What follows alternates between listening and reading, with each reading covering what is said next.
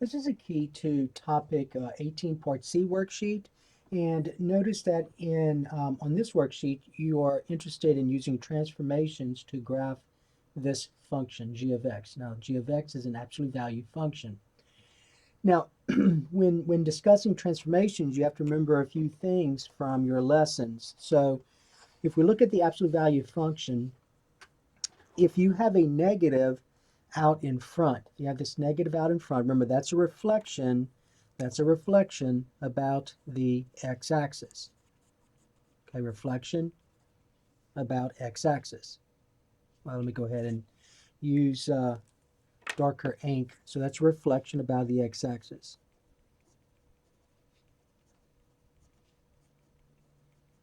Okay, now the number in front, if this number is not 1, but if it's other than 1, now remember, don't call this negative. If this is 5, don't call this negative 5. Remember, the negative is a reflection.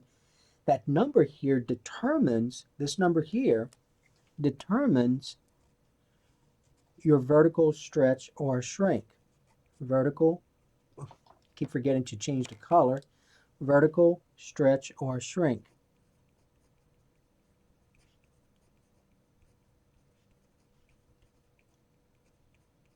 Okay, and remember that number is what you would multiply the y values by.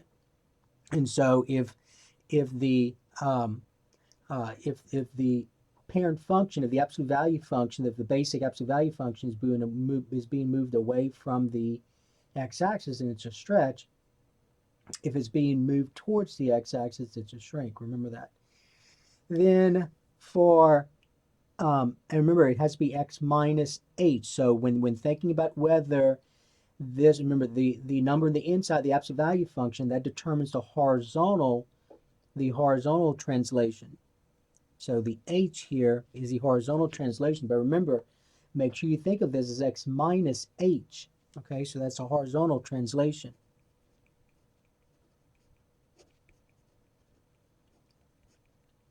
All right, and then the k, so plus k, so that k out here, this k represents the vertical translation.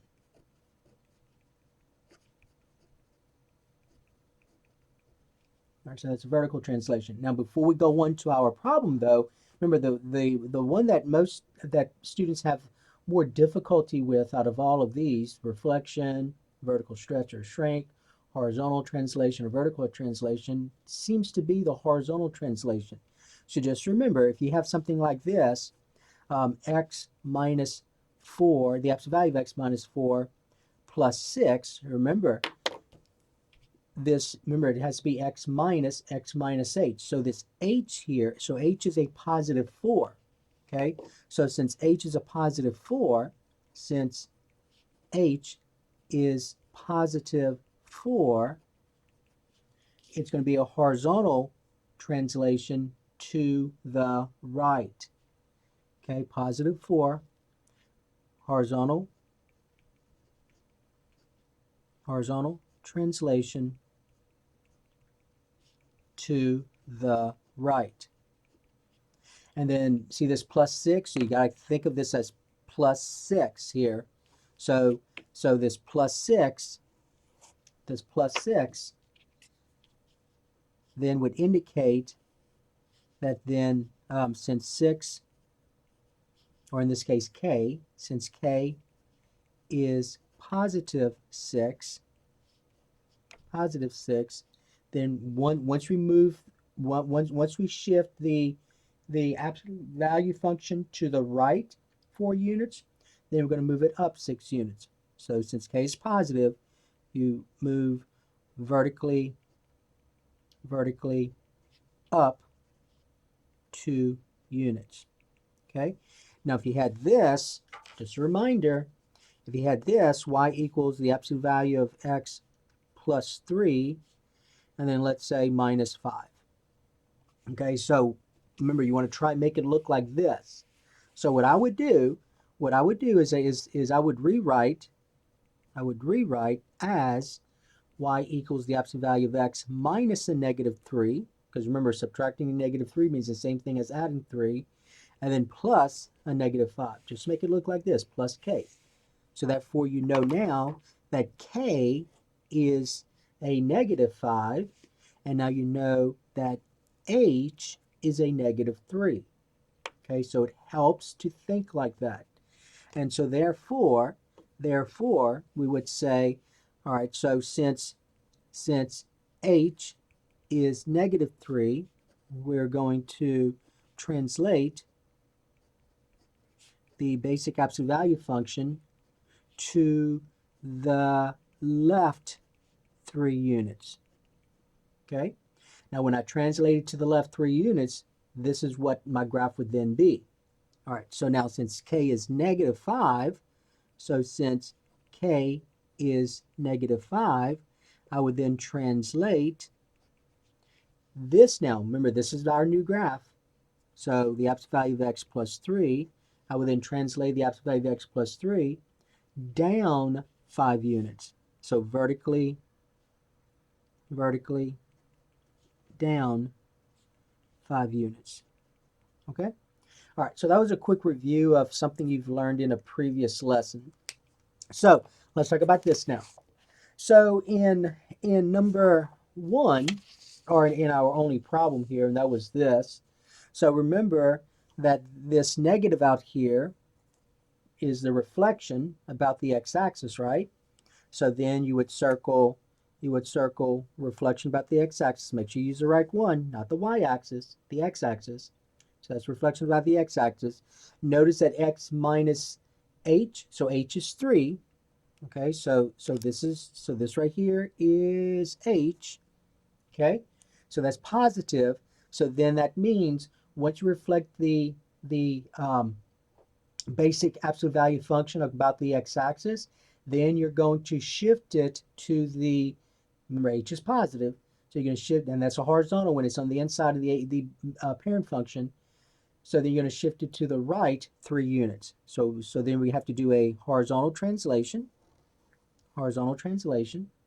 and then the plus 5 is a vertical translation. So then we're going to do a vertical translation. So those are the 3 you had to circle. Now remember, the direction says this, though. The direction says then graph each transformation. Graph each transformation. Don't just graph the function g of x. I want you to graph each of those transformations that you circled. Okay? So the first thing you have to graph is your parent function. So let's graph the parent function. So it's absolute value of x. So remember, the parent function of the absolute value of x looks like this. So when x is 0, y is 0. When x is 1, y is 1. When x is 2, y is 2. When x is -1, y is -1, -2, +2, -3, +3, and so on. So when I graph this function, I then get this. So that's my parent function. So this first thing you had to do was draw the parent function. Okay, so there's my parent function. Let me go ahead and make sure I do this. Let's see.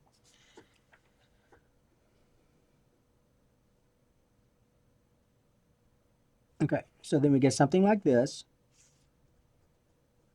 All right, so there's a parent function. So that is y equals absolute value of x. Okay, now remember, the next thing I'm going to do is, the first thing I'm going to do is I'm going to reflect this about the x-axis. So remember what that means.